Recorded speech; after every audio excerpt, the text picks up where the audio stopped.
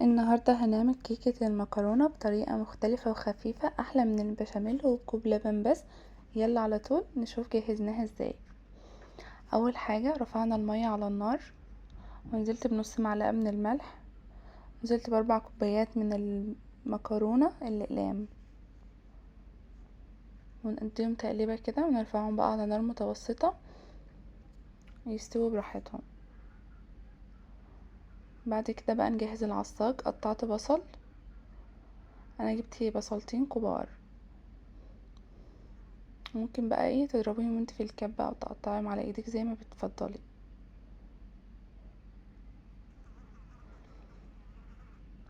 وبعدين جبت 3 طماطميات كبار ونقطعهم برضو.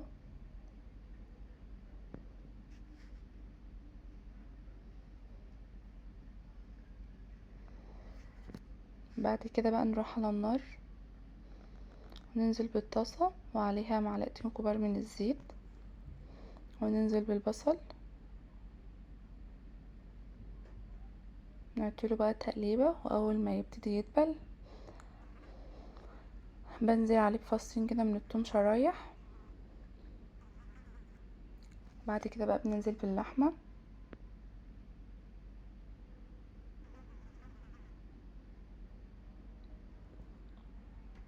لو وصلت لحد هنا متنسيش بقى تعملي لايك وتشتركي في القناة وتشيري الفيديو لاصحابك. صلي على النبي في الكومنتات.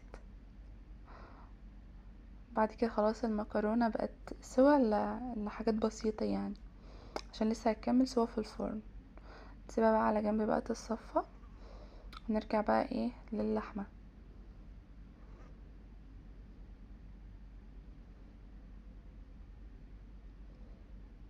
خلاص كده اللحمة اخدت التشويحة، ننزل بقى عليها بالطماطم اللي احنا قطعناها مكعبات.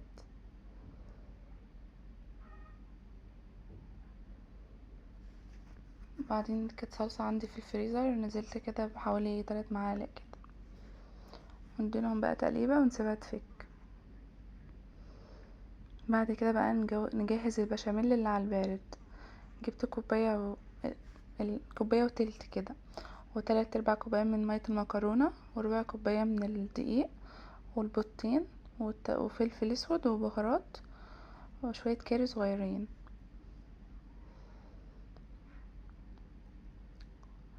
بعد كده بقى هنجيب صينية كبيرة وننزل بالمكرونة، وبعدين اللحمة اللي احنا عصجناها، وبعدين دي جبنة رومي تقطع كده، وبعدين ننزل بالبشاميل اللي على البارد اللي احنا جهزناه. نقلبهم بقى كويس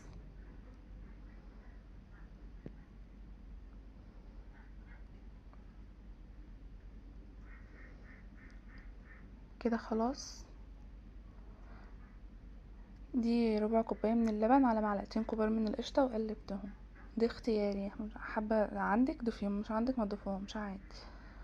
بعد كده بقى نجيب صينية اللي احنا هنسوي فيها، ننزل بمعلقتين كده من الزيت،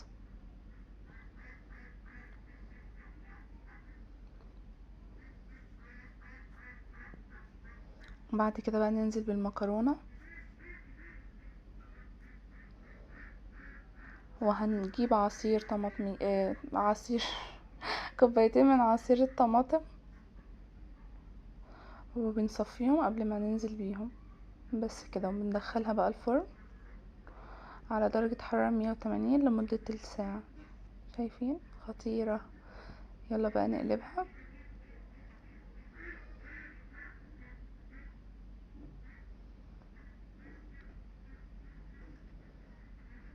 لو ما نعرفش تنزل معاكي ممكن اعمل بس حواليها كده بسكينة. شايفين؟ واو بجد والله خطيرة. شايفين؟ ولا عملنا بشاميل ولا تعبنا في نفسنا، وسهلة وخطيرة وخفيفة، اخف من البشاميل بكتير. شايفين شكلها؟ بجد والله خطير. حبيت بقى اطلع في الاضاءة، خايفة تقع في الشارع، لو كانت وقعت كنت هتقابل انا وجوزي في المسامح كريم. وبعد كده بقى نقطعها وندوقها.